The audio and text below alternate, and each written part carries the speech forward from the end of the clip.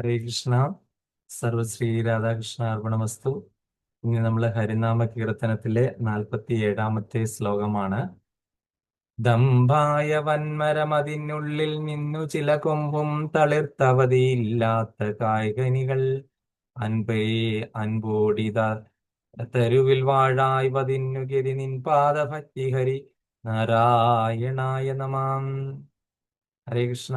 ഇവിടെ പറയുന്നത് ദംഭായ വൻമരം, അതായത് നമ്മുടെ ഉള്ളിലുള്ള ദമ്പ് അല്ലെങ്കിൽ അഹങ്കാരം, അതൊരു വൻമരം പോലെ വളർന്നുകൊണ്ടിരിക്കുകയാണ് അല്ലെ.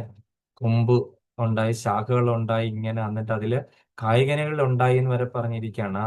ആ ഈ ദമ്പ് അല്ലെങ്കിൽ ഈ അഹങ്കാരം, ഈ മതം എന്ന് പറഞ്ഞ് വളർന്ന് വളർന്ന് ഒരു പടുവൃക്ഷമായി വളർന്നു.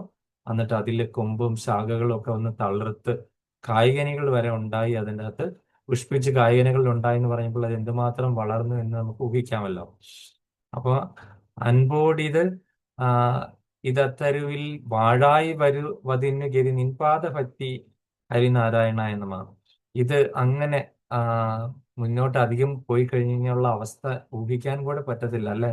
അതുകൊണ്ട് എനിക്ക് ഈ ദമ്പൊക്കെ മാറി, അതായത് എനിക്ക് മുന്നോട്ട് ഇനി എൻ്റെ ജീവിതം മുന്നോട്ട് പോകണമെങ്കിൽ എന്താണ്, നിൻ പാദഭക്തി അല്ലാതെ മറ്റൊരു മാർഗവുമില്ല. അതായത് നമ്മളുടെ അഹങ്കാരവും നമുക്ക് ക്രോധവും അങ്ങനെയുള്ള പല കാരണങ്ങൾ കൊണ്ടാണ് നമുക്ക് ഭഗവാനിലേക്കുള്ള ഭക്തി വരാത്തത്. അപ്പോൾ ഇതൊക്കെ നമുക്ക് മാറണമെങ്കിൽ ഭഗവാനിലുള്ള അചഞ്ചലമായ ആ ഒരു പാദഭക്തി ഉണ്ടെങ്കിൽ മാത്രമേ സാധിക്കുകയുള്ളൂ.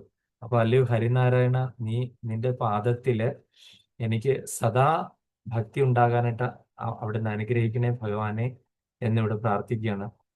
ഹരി ബോൾ. ഹരേ കൃഷ്ണ. സർവശ്രീ രാധാകൃഷ്ണ. നമസ്തേ.